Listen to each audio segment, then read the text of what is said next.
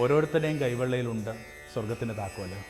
നിങ്ങളൊന്ന് മനസ്സ് വെക്കുകയാണെങ്കിൽ, നിങ്ങൾ ചില കാര്യങ്ങൾ വിട്ടുകളയുകയാണെങ്കിൽ, നിങ്ങൾ ചിലരെ ചേർത്ത് പിടിക്കുകയാണെങ്കിൽ, നിങ്ങൾ ചിലർക്ക് വേണ്ടി കാത്തിരിക്കുകയാണെങ്കിൽ, ഒരുപക്ഷെ നോക്കി നിൽക്കെ അവരിങ്ങനെ അവരുടെ സ്വർഗത്തിലേക്ക് പ്രവേശിക്കുന്നതായിട്ട് കാണാം. ആ സ്വർഗത്തിൻ്റെ താക്കോല് നമ്മുടെ കൈവെള്ളയിലുണ്ട്. ഗുരുഗണത്തിലേക്ക് സ്നേഹവന്ദനം. തമോന്മുഖം ജീവിതം പ്രഭാമയം സന്നിധാനം.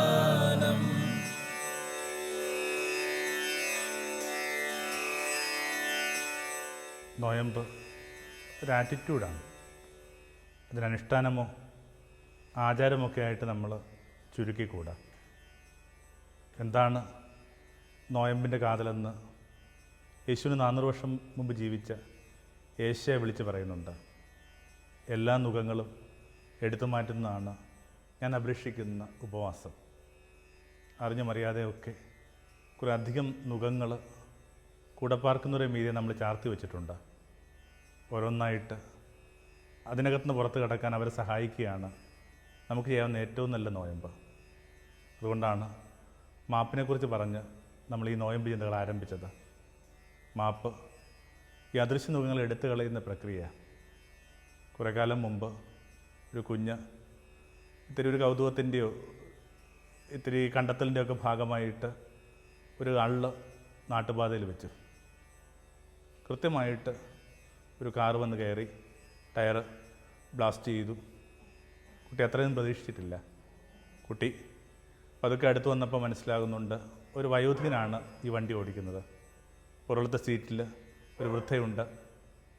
അയാൾ ആരോടില്ലാന്ന് പറയുകയാണ്, ഞാനിപ്പോൾ എന്ത് ചെയ്യാനാണ്, ഈ അമ്മയുമായിട്ട് ഞാൻ ഹോസ്പിറ്റലിലേക്ക് പോവുകയാണ്. ഇതൊക്കെ ടയറൊക്കെ മാറിയിട്ടായിട്ട് എനിക്കൊരു പിടുത്തമില്ല. പിന്നെ ആരുടെയൊക്കെയോ സഹായം കൊണ്ട് 2 മണിക്കൂറിൻ്റെ വ്യത്യാസത്തിൽ ഈ ടയർ മാറുന്നു. കുട്ടിക്ക് ഭയം വർദ്ധിക്കുകയാണ്, ഈ അമ്മയ്ക്ക് എന്തെങ്കിലും സംഭവിച്ചാലോ. ഈ കാറിന് പുറകെ കുട്ടി സൈക്കിൾ ചവിട്ടി പോകുന്നു. കുട്ടി ഹോസ്പിറ്റലിലേക്ക് പ്രവേശിക്കുമ്പോൾ കാണാം ഈ അമ്മയുടെ മീതെ വെള്ളത്തുണി പുതപ്പിച്ച് പുറത്തേക്ക് കൊണ്ടുവരിക. കുട്ടി കൊടിയ ഡിപ്രഷനിലേക്ക് വഴുതി പോവുക. കളിക്കുന്നില്ല, ചിരിക്കുന്നില്ല, പഠിക്കുന്നില്ല, കുളിക്കുന്നില്ല. ഒരു കൗൺസിലിങ്ങിന് കുട്ടിയെ കൊണ്ടുപോകുമ്പോൾ അയാൾ ഈ കുട്ടിയുടെ ഉള്ളിലുള്ള കാര്യങ്ങൾ പതുക്കെ തോണ്ടിയെടുത്തു. അയാൾ പറഞ്ഞു, ആ വയോധികൻ നിനക്ക് സംഭവിച്ച ഈ ഒരു കൈക്കുറ്റത്തെ പൊറുക്കും, നീ അറിഞ്ഞുകൊണ്ട് ചെയ്തതല്ലോ. അങ്ങനെ അച്ഛനുമായിട്ട് ഈ വൃദ്ധനെ തപ്പി പോവുകയാണ്. ഒരാൾ ഒറ്റയ്ക്ക് പാർക്കുന്നതിൻ്റെ എല്ലാ സൂചനകളുമുള്ള ഒരു വീടാണ്. കുട്ടി ലഭിച്ചനോട് പറയുന്നു, അപ്പച്ച ഞാനായിരുന്നു അന്ന് നിങ്ങളുടെ കാറിന് അള്ളു വെച്ചത്, ഞാനങ്ങനെ വൈകിച്ചതുകൊണ്ടാണ് അമ്മ മരിച്ചത്. അതെല്ലാം വളരെ ശാന്തമായിട്ട് കേട്ടിരുന്നു. എന്നിട്ട് അവനോട് പറഞ്ഞു, ആരോടും പറയാത്ത രഹസ്യം ഞാൻ നിന്നോട് പറയാം. എന്താണാവോ, അമ്മയെ ആശുപത്രിയിലേക്ക് കൊണ്ടുപോകുമ്പോൾ തന്നെ അവർ മരിച്ചിട്ടുണ്ടായിരുന്നു. പിന്നെ ഒന്ന് ഡോക്ടറെ കണ്ട് ഒന്ന് കൺഫേം ചെയ്യാനുള്ള ഭാഗമായിട്ട് കൊണ്ടുപോയതാണ്. നീ നന്നായിട്ട് പഠിക്കണം. നിങ്ങൾ ആരെങ്കിലും വിചാരിക്കുന്നുണ്ടോ ഇയാൾ പറഞ്ഞത് സത്യമാണെന്ന്? കല്ല് വെച്ച നുണയാണ്. പക്ഷേ ആ കല്ല് വെച്ച നുണയോടുകൂടി കുട്ടിയുടെ മീതെ ഉണ്ടായിരുന്ന ആ കുറ്റബോധത്തിൻ്റെ പാപഭാരത്തിൻ്റെ മുഖം ഈ വയോധികനെടുത്ത് മാറ്റുക. അറിഞ്ഞും അറിയാതെയുമൊക്കെ മനുഷ്യരുടെ മീതെ ചുമത്തി വെച്ചിരിക്കുന്ന നുഖങ്ങൾ എടുത്തു കളഞ്ഞതിനെക്കുറിച്ച് ചിന്തിക്കാൻ കൂടിയാണ് ഈ കാലം. അസിസിലെ ഫ്രാൻസിസിൻ്റെ ഒരു ചിത്രം നമ്മുടെ ബാക്ക്ഡ്രോപ്പായിട്ടുണ്ട്. ഞങ്ങളുടെ മിക്കവാറും ആശ്രമങ്ങളിൽ ആ ചിത്രം വെക്കാറുണ്ട്. ഒരു നോയമ്പ് കാലമായിരുന്നു അന്ന്. ഈ നോയമ്പൊക്കെ വളരെ കടുകട്ടിയായിട്ടൊക്കെയാണ് മനുഷ്യർ ആചരിച്ചുകൊണ്ടിരുന്നത്. രാത്രിയായപ്പോൾ ഒരു സെല്ലിൽ നിന്ന് ഒരു സഹോദരൻ്റെ ഇങ്ങനെ നിലവിളി മുഴങ്ങി, അയാൾക്ക് നന്നായിട്ട് വിശക്കുന്നുണ്ട്. ഫ്രാൻസിസ് അതിനെക്കുറിച്ച് അറിയുന്നു. വേണമെങ്കിൽ അയാൾക്ക് മാത്രമായിട്ട് ഭക്ഷണം കൊടുക്കാം. പക്ഷേ അയാൾക്ക് മാത്രമായിട്ട് ഭക്ഷണം കൊടുക്കുക എന്ന് പറയുന്ന അർത്ഥം നാളെ ഒരു പക്ഷേ അതൊരു പരിഹാസ വിഷയമായിട്ട് മാറും. ഫ്രാൻസിസ് ആവട്ടെ സൂപ്പ് തയ്യാറാക്കാനായിട്ട് ആവശ്യപ്പെടുകയും നോയമ്പ് അവസാനിപ്പിച്ചിട്ട് ആ രാത്രിയിൽ സ്വന്തം കരം കൊണ്ട് തന്നെ എല്ലാവർക്കും സൂപ്പ് വിളമ്പി കൊടുക്കുന്നൊരു ചിത്രമാണ് നമ്മുടെ ഈ പിൻഭിത്തിയിൽ നമ്മൾ കാണുന്നത്. മുഖങ്ങളെ എടുത്തു മാറ്റുക, മനുഷ്യരെ സ്വാതന്ത്ര്യം അനുഭവിക്കാനായിട്ട് അനുവദിക്കുക, അവരെ നട്ടിൽ നേരെ നിൽക്കാനായിട്ടുള്ള ശ്രമങ്ങളിൽ ഏർപ്പെടുക, ഇതൊക്കെ നോയമ്പാചരണത്തിൻ്റെ ഭാഗമാണ്. രണ്ടാമത്തെ ഈ ഒരു വാരത്തിൽ നമ്മളൊരാളുടെ പ്രാർത്ഥന കേൾക്കുന്നു. ഋഷി വേദപുസ്തകത്തിലെ ഏറ്റവും ഹൃദയസ്പർശിയായ പ്രാർത്ഥന എന്താണത്? നീ എന്നെ ഓർക്കണമേ. മനസ്സിൽ എന്താ ഈ പ്രാർത്ഥന എന്ന് പറയുന്നത്? പ്രാർത്ഥനയ്ക്ക് ഇതിനേക്കാൾ ലളിതമായൊരു ഡെഫിനേഷൻ ഇല്ല.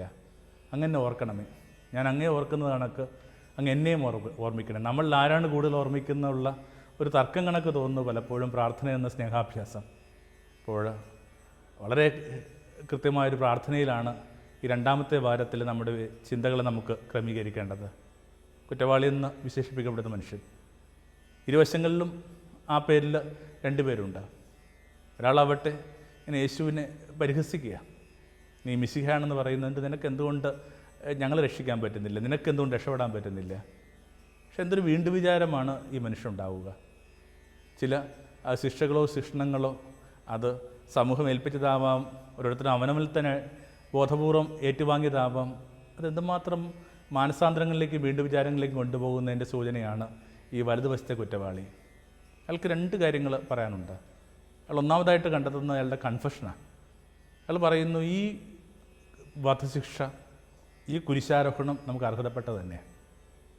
ഒന്നിനകത്ത് അയാൾ ഡോഡ്ജ് ചെയ്യുന്നില്ല. ഇത് ഏതെങ്കിലും തരത്തിൽ കൈബദ്ധം പറ്റുകയാണെന്ന് അയാൾ പറയുന്നില്ല.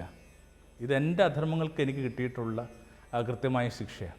ഇത് കൃത്യമായ നമ്മുടെ കൺഫെഷനാണ്. ഞാൻ പഴയാളെന്ന് പറയുന്ന വാക്കാണ്. എല്ലാ മാനസാന്തരങ്ങളും ആരംഭിക്കേണ്ടത് വാസ്തവത്തിൽ ആ ബോധത്തിൽ നിന്നാണ്. ഞാൻ പഴയാളി, എൻ്റെ പിഴ, എൻ്റെ വലിയ പിഴ, മേക്കുൾപ്പ. അപ്പം എൻ്റെ മുമ്പിൽ നിൽക്കുന്ന ഈ മനുഷ്യൻ എന്താണ്? ഇവനിൽ ഒരു തെറ്റുമില്ലെന്നാണ് പറയുന്നത്. ഇത് കൃത്യമായിട്ട് പീലാത്തോസിൻ്റെ അരമനയിൽ പീലാത്തോസ് പറയുന്ന വാക്കാണ്, ഞാൻ ഇവനിലൊരു തെറ്റും കണ്ടിട്ടില്ല. യേശുവിനെക്കുറിച്ച് ലോകത്തിന് പറയാവുന്ന ഏറ്റവും വലിയ സാക്ഷ്യം അതാണ്, അൺബ്ലമിഷ്, ഒരു കുറവോ ഊനമോ ഇല്ലാത്ത ആട്ടിൻകുട്ടിയുടെ പേരാണ് യേശു. വാസ്തവത്തിൽ നമുക്ക് നമ്മുടെ കുറവുകളെക്കുറിച്ച് ധാരണ ഉണ്ടാകുന്നത് യേശുവിൻ്റെ കുറവില്ലായ്മയുടെ മുമ്പിൽ നിൽക്കുമ്പോഴാണ്. യേശുവിൻ്റെ ആ പൂർണ്ണ വളരെ കൃത്യമായിട്ടുള്ള നിർമ്മലമായ ജീവിതം കാണുമ്പോഴാണ് നമ്മൾ പതിച്ചിരിക്കുന്ന ആബിയെക്കുറിച്ച്, നമ്മൾ പതിച്ചിരിക്കുന്ന താഴ്വരയെക്കുറിച്ച് നമുക്ക് ധാരണ ഉണ്ടാവുക. എല്ലാ കമ്പാരിസൺസും സംഭവിക്കേണ്ടത് യേശുവായിട്ടാണ്. നമ്മൾ പലപ്പോഴും ചിന്തിക്കുന്നത് നമ്മൾ ഭേദപ്പെട്ട മനുഷ്യരാണെന്ന്. നമ്മുടെ ബെഞ്ച് മാർക്ക് എന്ന് പറയുന്നത് നമ്മളെക്കാൾ കുറച്ചുകൂടി മെച്ചപ്പെട്ട ജീവിതം നയിക്കുന്ന, കുറച്ചുകൂടി ധാർമ്മിക ജീവിതമുള്ള, കുറച്ചുകൂടി ഡിസിപ്ലിനായ മനുഷ്യരുമായിട്ടാണ് നമ്മളെ തമ്മിൽ താരതമ്യപ്പെടുത്തുക. പണ്ടിങ്ങനെ ഒരു കുട്ടിയുടെ സംഗീതത്തിൻ്റെ അരങ്ങേറ്റത്തിനകത്ത് കുട്ടി നന്നായിട്ട് കീർത്തനം ആലപിക്കുന്നുണ്ട്. ഓരോ കീർത്തനങ്ങൾക്ക് ശേഷവും ഈ സദസ്സ് ആഘോഷമായിട്ടാണ് കൈകൊട്ടുന്നത്. എന്നിട്ടും ഇവൻ്റെ കണ്ണിങ്ങനെ നിറഞ്ഞിറഞ്ഞ് വരുമ്പോൾ അവസാനത്തെ കീർത്തനം പാടുമ്പോഴേക്കും ദീർഘമായ കരഘോഷമാണ്. അവിടെ കുട്ടി പൊട്ടിക്കരച്ചിൻ്റെ വക്കിലായി. അങ്ങനെ കൂട്ടുകാർ ചോദിക്കുന്നുണ്ട്, എന്ത് പറ്റി നിനക്ക്? എല്ലാവരും നിനക്ക് വേണ്ടി ഇങ്ങനെ കരഘോഷങ്ങൾ മുഴക്കുമ്പോൾ നിൻ്റെ കണ്ണ് മാത്രം ഇങ്ങനെ നിറഞ്ഞു തുളുമ്പുന്നത്. കുട്ടി പറഞ്ഞു, എന്നെ സംഗീതം പഠിപ്പിച്ച മാസ്റ്റർ ഈ വേദിയുടെ അങ്ങേ പടവിലിരിപ്പുണ്ടായിരുന്നു, അങ്ങേ ചെരുവിലിരിപ്പുണ്ടായിരുന്നു. ഓരോ കീർത്തനങ്ങൾക്ക് ശേഷം ഞാൻ അയാളുടെ കണ്ണുകളിലേക്ക് നോക്കും. അയാളുടെ കണ്ണുകളിലാവട്ടെ എന്നെ അഭിനന്ദിക്കുന്ന, എന്നെ പ്രോത്സാഹിപ്പിക്കുന്ന ഒരു വെള്ളിവെളിച്ചമില്ലായിരുന്നു, സ്പാർക്കില്ലായിരുന്നു. പിന്നെ ഞാൻ എങ്ങനെ കരയാതിരിക്കും? വാസ്തവത്തിൽ വലിയ ഗുരുക്കന്മാരുടെ മുമ്പിൽ നിൽക്കുമ്പോഴാണ് നമ്മൾ പതിച്ച, നമ്മുടെ ഇടർച്ചകളെക്കുറിച്ചും നമ്മൾ എത്തിച്ചേർന്നിരിക്കുന്ന ആ കുടിസ് ഇടങ്ങളെക്കുറിച്ചുമൊക്കെ നമുക്ക് ധാരണ ഉണ്ടാവുക. രണ്ട് കാര്യങ്ങളുടെ ഒരു ഭംഗിയുള്ള പ്രാർത്ഥനയിനകത്ത് നടക്കുന്നുണ്ട്. ഞാൻ ഇടറിപ്പോയ ഒരാൾ, നീ ആവട്ടെ ഒരു തരത്തിൽ ഇടറാൻ സാധ്യതയില്ലാത്ത ഭൂമിയിലേക്ക് വെച്ച് ഏറ്റവും നിർമ്മലായ മനുഷ്യൻ. എന്താണ് അയാളുടെ ആഗ്രഹം? നിന്നെ ഓർക്കണമേ. നേരത്തെ സൂചിപ്പിച്ച കണക്ക് ഇതിനേക്കാൾ ഭംഗിയുള്ള, ഇതിനേക്കാൾ സൗഹൃദമുള്ള, ഇതിനേക്കാൾ സ്വാഭാവികമായ പ്രാർത്ഥന വേറെയില്ല. എന്നെ ഓർക്കണമേ, നിൻ്റെ രാജ്യം വരുമ്പോൾ എന്നെ ഓർക്കണമേ. യേശു അവനോട് പറയുന്നുണ്ട്, വരില്ലേ, സത്യമായിട്ട് ഞാൻ നിന്നോട് പറയുന്നു, ആമേൻ ആമേൻ, ഞാൻ നിന്നോട് പറയുന്നു, നീ എന്നോടൊപ്പം പർദീസയില.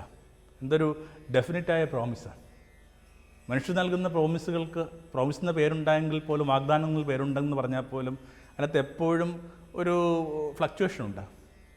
എപ്പോഴെങ്കിലും ഇതിങ്ങനെ പതുക്കെ നമുക്കിങ്ങനെ ഒരു പെൻഡുലമാടുന്ന കണക്ക് ഒന്നിൽ നിന്ന് മറ്റൊന്നിലേക്ക് വഴുതി മാറാം. മനുഷ്യരുടെ പ്രതിജ്ഞകളിൽ, മനുഷ്യരുടെ പ്രോമിസുകളിൽ നമുക്ക് കാര്യമായ വിശ്വാസമില്ല. കാരണം അതിനകത്ത് അവനവൻ്റെ ബലമെന്ന് പറയുന്ന ഒരൊറ്റ മൂലധനം മാത്രമേ ഉള്ളൂ. ഇവിടെ ആവട്ടെ ആ വാക്കുകളിലെ ഒരു ധൈര്യം, അഷ്വറൻസ് നമ്മൾ ശ്രദ്ധിക്കേണ്ടതുണ്ട്. ആമേൻ ആമേൻ, ഐ ടെൽ യു, സത്യമായിട്ട് ഞാൻ നിന്നോട് പറയുന്നു, നീ എന്നോടൊപ്പം പർദീസയില.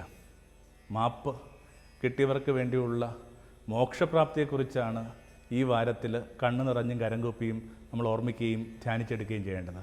പർദീസ് എന്നൊരു മധുരമായ പദം ആ ഭക്തൻ്റെ ഭാവനയിലേക്ക് ഇതാദ്യമായിട്ട് മുഴങ്ങുന്ന ഇവിടെയാണ്. വലിയ വേദപുസ്തകത്തിൽ ഇതിനു മുമ്പ് ഒരിക്കലും ഈ പദം ഉപയോഗിച്ചിരുന്നില്ല. നമ്മൾ പറയും ആദിയിൽ എന്തോ പറയുന്നുണ്ടല്ലോ, ആദിയിൽ പറയുന്ന ഏതനാ, പർദീസയല്ല. പർദീസ എന്ന് പറയുന്നത് ഒരു പേർഷ്യൻ പദമാണ്. ഫെൻസ്ഡ് ഗാർഡൻ എന്നതിൻ്റെ അർത്ഥം, വളച്ചു കെട്ടിയ തോട്ടം എന്നർത്ഥം. തോട്ടം വളച്ചു കെട്ടി എന്നുള്ളതല്ല എൻ്റെ പ്രത്യേകത. സുൽത്താന് ആരോടെങ്കിലും ഒരു ആഭിമുഖ്യമോ താല്പര്യമോ മമതയൊക്കെ അനുഭവപ്പെട്ട് കഴിഞ്ഞെന്നാൽ ആൾ ഈ തോട്ടത്തിലേക്ക് വിളിക്കും. രണ്ടുപേരും കൂടി കൈകോർത്ത് പിടിച്ച് ഈ മരങ്ങൾക്കിടയിലൂടെ ഒന്ന് സഞ്ചരിക്കും. പിന്നെ ഏതെങ്കിലും ഒരു മരച്ചുവട്ടിൽ എന്തൊരു ഭക്ഷണം കഴിക്കും, പിരിഞ്ഞു പോകും. അങ്ങനെ ആ മടങ്ങിപ്പോകുന്ന ഈ മനുഷ്യന് ദേശക്കാർ മരിക്കുവോളം വലിയ ആദരവ് കൊടുക്കും. കാരണം അയാളിങ്ങനെ സുൽത്താൻ്റെ കരം പിടിച്ച് സുൽത്താൻ്റെ സാന്നിധ്യത്തിൽ കുറച്ച് നേരമെങ്കിലും ജീവിച്ചൊരു മനുഷ്യനാണ്.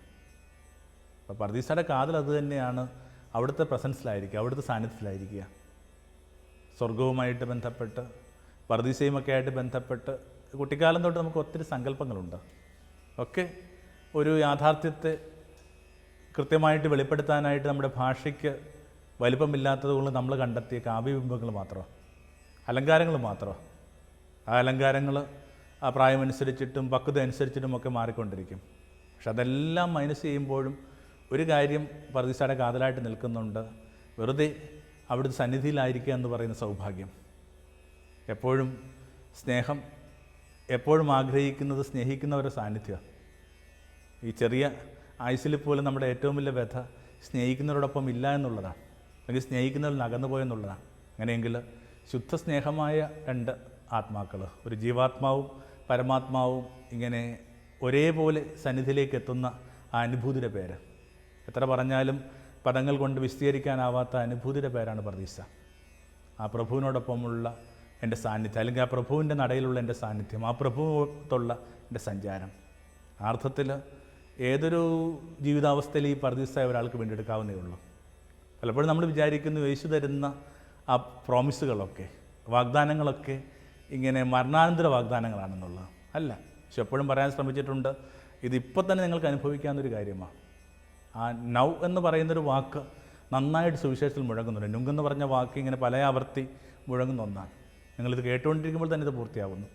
ഇവിടെ പോലും ഈ ഭാഗം പഠിക്കുന്നവർ പറയുന്നത് എങ്ങനെയാണ്, നാളെ പർദീസയിലായിരിക്കും എന്നല്ല പറയുന്നത്, എന്നോടൊപ്പം ഇപ്പോൾ തന്നെ പർദീസയിലാണ്.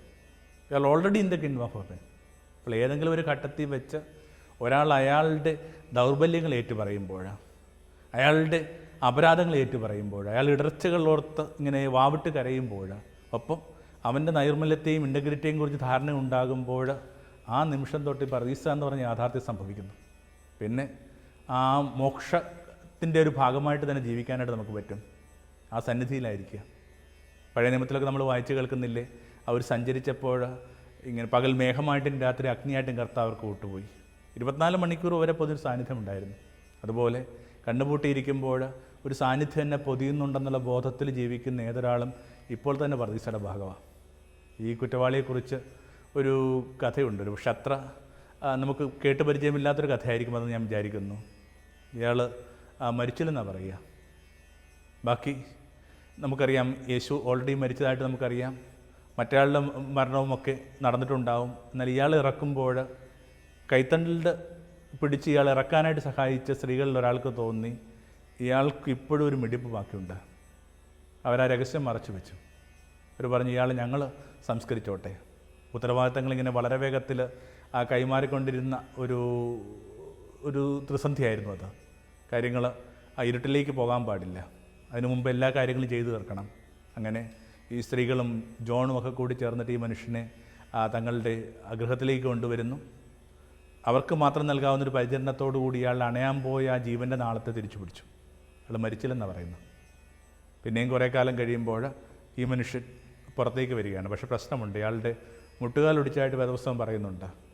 അത് വേഗത്തിൽ ചോരവാർന്ന് മരിക്കാനും ഈ മരിക്കുമ്പോൾ ഈ കാൽപാദങ്ങൾ കുരിശുമരത്തിൽ ചവിട്ടി ശ്വാസം കണ്ടെത്താനായിട്ടുള്ളൊരു സാധ്യത ഇല്ലാതാക്കാനും വേണ്ടിയാണ് ഈ പറഞ്ഞ ഈ മുട്ടുകാൽ ഒടിക്കുക എന്ന് പറയുന്ന സംഭവം. സ്വാഭാവികമായിട്ട് ഇയാൾക്ക് ഊന്നുവടികളുടെ സഹായം ആവശ്യമായി വരുന്നു. ഇയാളിങ്ങനെ ഊന്നുവടിയിൽ ഇങ്ങനെ പുറത്തേക്ക് വരുമ്പോൾ എതിരെ വരുന്ന ഒരാൾക്കൂട്ടത്തിൽ ഒരു വൃദ്ധൻ പറഞ്ഞു, നോക്കണം, മരണത്തിന് പോലും താല്പര്യമില്ലാത്ത വേണ്ടാത്തൊരുത്തിൻ്റെ പോക്ക് കണ്ടില്ലേ. ആൾക്കൂട്ടം അത് വലിയൊരു ഫലിതമായിട്ടെടുത്ത് വലിയ ആരവം മുഴക്കുക. നോക്കുമ്പോൾ ഇയാളുടെ കണ്ണിങ്ങനെ തുളുമ്പുക. അയാൾ അപമാനഭാരം കൊണ്ട് കരയുകയാണെന്നൊക്കെയാണ് ദേശക്കാർ കരുതിയത്. പക്ഷേ അയാളോട് തന്നെ പറഞ്ഞു, ആ പ്രഭു എന്നോട് പറഞ്ഞിട്ടുണ്ട്, നീ ഈ നിമിഷം തൊട്ട് സഞ്ചരിക്കുന്ന എന്നോടൊപ്പമാണ്. നിങ്ങളിൽ ചിലർ കരുതുന്ന കണക്ക് ഈ ഗ്രാമത്തിൻ്റെ ഇടനാഴികളിലൂടെ അല്ല എൻ്റെ സഞ്ചാരം, മറിച്ച് ആ പ്രഭുവിൻ്റെ കൈക്ക് പിടിച്ച് ആ തോട്ടത്തിലൂടെ മരങ്ങൾക്കിടയിലൂടെയാണ് എൻ്റെ സഞ്ചാരം. നമ്മളിൽ ചിലർ നമ്മളെക്കാൾ ബുദ്ധിമുട്ടുള്ളവരായിട്ട്, നമ്മളെക്കാൾ അപമാനിതരായിട്ട്, നമ്മളെക്കാൾ തിരസ്കൃതരായിട്ട് ജീവിക്കുമ്പോൾ വെറുതെ ഓർത്താൽ നല്ലതാണ്, ആരറിഞ്ഞില്ല അവരാ പ്രഭുവിൻ്റെ കൈക്ക് പിടിച്ച് വളരെ മുറുക്കെ പിടിച്ച് ഈ തോട്ടത്തിലൂടെ സഞ്ചാരത്തിൽ ഏർപ്പെടുകയാണെന്ന്.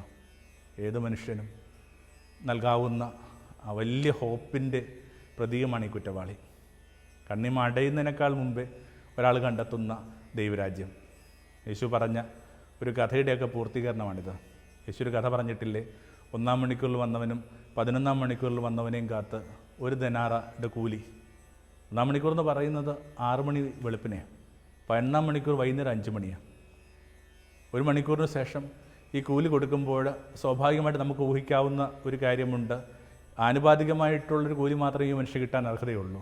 പക്ഷേ എല്ലാവരെയും അത്ഭുതപ്പെടുത്തിക്കൊണ്ട്, എന്തിന് അയാളെപ്പോലും അമ്പരപ്പിച്ചുകൊണ്ട് അയാളുടെ കൈവെള്ളയിലും ആ പ്രഭു വെച്ചു കൊടുക്കുന്നത് ഒരേ ധനാർ തന്നെ, ഒരേ പൊന്നാണയം തന്നെ. നമ്മളെത്ര വൈകി അവനിലേക്ക് വന്നാലും, ഏത് സായന്തനങ്ങളിൽ അവൻ്റെ കാൽപാദങ്ങൾക്ക് എത്തിയാലും നമ്മളെ കാത്തിരിക്കുന്ന ആത്മീയ അനുഭൂതികളുടെ ധനാർ ഒന്ന് തന്നെ. മോക്ഷത്തിലായിരിക്കുക, മോക്ഷത്തിലാകാൻ സഹായിക്കുക. ഞാൻ വിചാരിക്കുന്നു അതുകൂടി ഒന്ന് സൂചിപ്പിച്ചിട്ട് ഈ ഒരു സുവിശേഷത്തിൻ്റെ കൊച്ചു വർത്താനം അവസാനിപ്പിക്കാമെന്നാണ് കരുതുക. മോക്ഷത്തിലാകാനായിട്ട് സഹായിക്കുക, അതുകൂടി നമ്മൾ അവിടുന്ന് ആഗ്രഹിക്കുന്ന, കൽപ്പിച്ചു തന്നിട്ടുള്ള ഒരു ഉത്തരവാദിത്വമാണ്. ദിവസം നമ്മൾ വായിച്ച് കേൾക്കുന്നില്ലേ, യേശു പത്രോസിൻ്റെ കൈവശൊരു താക്കോൽ കൊടുക്കുന്നുണ്ട്. എന്നിട്ട് പറഞ്ഞു, പീറ്ററെ, ഈ താക്കോൽ സ്വർഗം തുറന്നു കൊടുക്കാൻ വേണ്ടിയുള്ള താക്കോലാണ്. സൂക്ഷിച്ച് നോക്കിക്കഴിഞ്ഞാൽ ഓരോരുത്തരുടെയും കൈവെള്ളയിലുണ്ട് സ്വർഗത്തിൻ്റെ താക്കോൽ. നിങ്ങളൊന്ന് മനസ്സ് വെക്കുകയാണെങ്കിൽ, നിങ്ങൾ ചില കാര്യങ്ങൾ വിട്ടുകളയുകയാണെങ്കിൽ, നിങ്ങൾ ചിലരെ ചേർത്ത് പിടിക്കുകയാണെങ്കിൽ, നിങ്ങൾ ചിലർക്ക് വേണ്ടി കാത്തിരിക്കുകയാണെങ്കിൽ, നിങ്ങൾ ചിലരെ അക്നോളജ് ചെയ്യുകയാണെങ്കിൽ, ഒരുപക്ഷെ നോക്കി നിൽക്കെ അവരിങ്ങനെ അവരുടെ സ്വർഗത്തിലേക്ക് പ്രവേശിക്കുന്നതായിട്ട് കാണാം. ആ സ്വർഗത്തിൻ്റെ താക്കോല് നമ്മുടെ കൈവെള്ളയിലുണ്ട്. ഈ നോയമ്പ് കാലത്ത് വല്ലപ്പോഴുമൊക്കെ സ്വന്തം കൈവെള്ളയിലേക്ക് നോക്കിയിട്ട് പറയണം, മോക്ഷത്തിന് വേണ്ടി പ്രാർത്ഥിക്കുക മാത്രമല്ല, മോക്ഷം ഉറപ്പുവരുത്തുക കൂടി എൻ്റെ ധർമ്മമാണ്. സുവിശേഷത്തെ 2 രീതിയിൽ വായിക്കാം. ഒന്നതിൻ്റെ ഒരു പാസീവായിട്ട് വായിക്കുക, രണ്ടതിനെ ആക്റ്റീവായിട്ട് വായിക്കുക. ഈ നോയമ്പ് കാലം കുറച്ചുകൂടി ആക്റ്റീവായ വായനയുടെ ഒരു കാലമാവട്ടെ എന്നൊക്കെ പ്രാർത്ഥിക്കുകയും ആശംസിക്കുകയും ചെയ്യുന്നു. കണ്ട വിചാരങ്ങൾ വളരെ വേഗത്തിൽ ക്രോഡീകരിക്കുകയാണ്. 7 വാരങ്ങൾക്ക് വേണ്ടി അവിടുത്തെ 7 മൊഴികളെ ഒന്നെടുത്ത് കാണുകയാണ് നമ്മൾ ചെയ്യുന്നത്. പലയാവർത്തി നമ്മൾ കേട്ടുള്ള കാര്യങ്ങളെ ഒന്നുകൂടി കൺവേർജ് ചെയ്ത് കാണാമെന്ന്, ഒന്നുകൂടി അവൻ്റെ കാൽപ്പാദങ്ങളിൽ കുറ്റിനോക്കി കാണാമെന്ന് കരുതുന്നു. കഴിഞ്ഞ വാരത്തിൽ നമ്മൾ കണ്ടത് മാപ്പ. മനുഷ്യന് എന്തിലേക്ക് പ്രവേശിക്കുന്നതിനേക്കാൾ മുമ്പ് മാപ്പ് ആവശ്യമുണ്ട്. ഒരു ശത്രുവുമില്ലാതെ വേണം നമ്മൾ ഈ ഉപാസനയിൽ ഏർപ്പെടാനായിട്ട്. ഒരു ശത്രുവും പാടില്ല. ഒരു ശത്രു എവിടെ ഉണ്ടെന്ന് നിങ്ങൾക്ക് തോന്നിത്തുടങ്ങുമ്പോൾ നിങ്ങളുടെ ജീവിതത്തിൻ്റെ ക്വാളിറ്റി എന്ന് പറയുന്നൊരു സംഭവം ഇല്ലാതാവുകയാണ്. ഭയം വന്നു കഴിഞ്ഞാൽ പിന്നെ ക്വാളിറ്റി ഇല്ല. അതുകൊണ്ട് എല്ലാത്തിനോടും നിരപ്പിലായ, എല്ലാത്തിനോടും രമ്യതപ്പെട്ടതിന് ശേഷം നമ്മൾ ആ 2ാമത്തെ ഒരു വിചാരത്തിലേക്ക് എത്തുകയായിരുന്നു. ഇത് മോക്ഷമാണ്. മാപ്പ് കിട്ടിയവൻ്റെ അവകാശമാണ് ആ മോക്ഷം. അവനോടൊപ്പം പർദീസയിൽ സഞ്ചരിക്കുന്നതിൻ്റെ, അവനോടൊപ്പം കൈക്ക് പിടിച്ച് മരങ്ങൾക്കിടയിലൂടെ സഞ്ചരിക്കുന്നതിൻ്റെ ആ ഭംഗിയും സൗഭാഗ്യവുമൊക്കെ ഏവർക്കും ഉണ്ടാവട്ടെ എന്ന് പ്രാർത്ഥിക്കുന്നു. തമോന്മുഖം ജീവിതം പ്രഭാമയം സന്നിധാനം. തമോന്മുഖം ജീവിതം പ്രഭാമയം സന്നിധാനം.